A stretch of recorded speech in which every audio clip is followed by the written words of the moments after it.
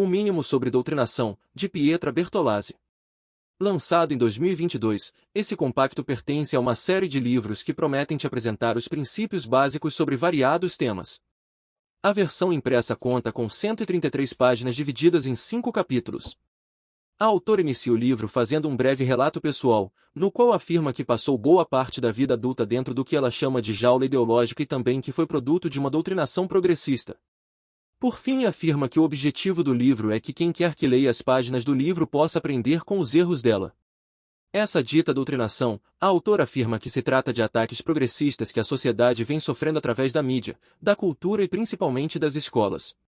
Esses ataques, segundo ela, fazem com que as pessoas ajam de forma burra, robotizada e cega. Na sequência, o livro faz um relato sobre o poder que as instituições de ensino exercem sobre a formação das pessoas, já que nem sempre o conteúdo passado em sala de aula é fidedigno, pois pode estar carregado da intenção enviesada daquele que está ministrando a aula. A seguir, o livro traz uma comparação interessante sobre os métodos de ensino atuais com aqueles praticados no passado, traçando um breve histórico dos métodos de ensino, iniciando na Grécia Antiga, passando pela Idade Média com a Igreja Católica, até o Renascimento e o início da obrigatoriedade escolar sob influência do Estado. Após o Renascimento, o livro mostra a evolução que houve a seguir, trazendo a Revolução Francesa, o Iluminismo, positivismo e culminando na criação do comunismo de Marx. Ao mencionar o período do Iluminismo, a autora se posiciona dentro do debate proposto por Jean-Jacques Rousseau: o homem nasce bom e a sociedade o corrompe, ou ele nasce egoísta e aprende valores através da convivência na sociedade? Ainda sobre métodos de ensino, o livro mostra como a educação estatal foi utilizada na União Soviética como um instrumento de controle social, de forma que até a alimentação e o peso dos bebês eram controlados pelo Estado. Nesse momento, o livro transfere a atenção do leitor para a história do Brasil, iniciando por relatar a educação no nosso país no período colonial. Conta que naquela época, a educação brasileira foi hegemonia da Igreja Católica através dos jesuítas, fato esse que hoje é erroneamente difundido nas escolas de maneira negativa.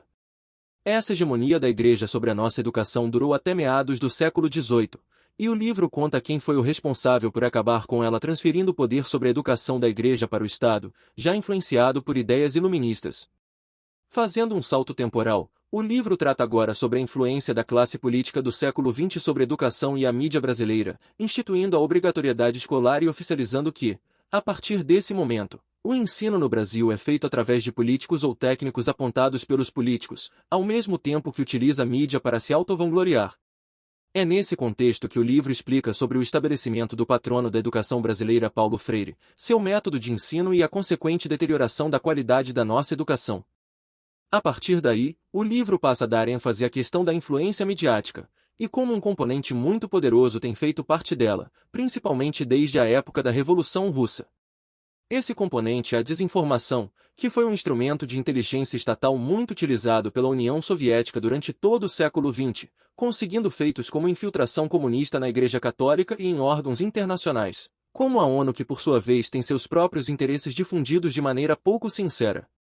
Agora, já em vias de conclusão, a autora passa a argumentar que a doutrinação progressista é o agente causador de muitos males que passaram a ser mais frequentes na sociedade atual, como famílias destruídas, casamentos infelizes, adolescentes problemáticos e crianças pequenas com todo tipo de transtorno desde muito cedo.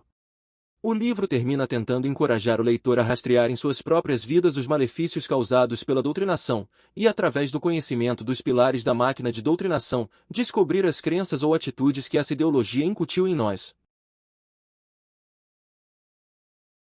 Se você se interessar em adquirir esse livro, confere na descrição do vídeo um link que vai te levar direto para ele. Comprando por esse link, você contribui para o desenvolvimento desse canal. Obrigado!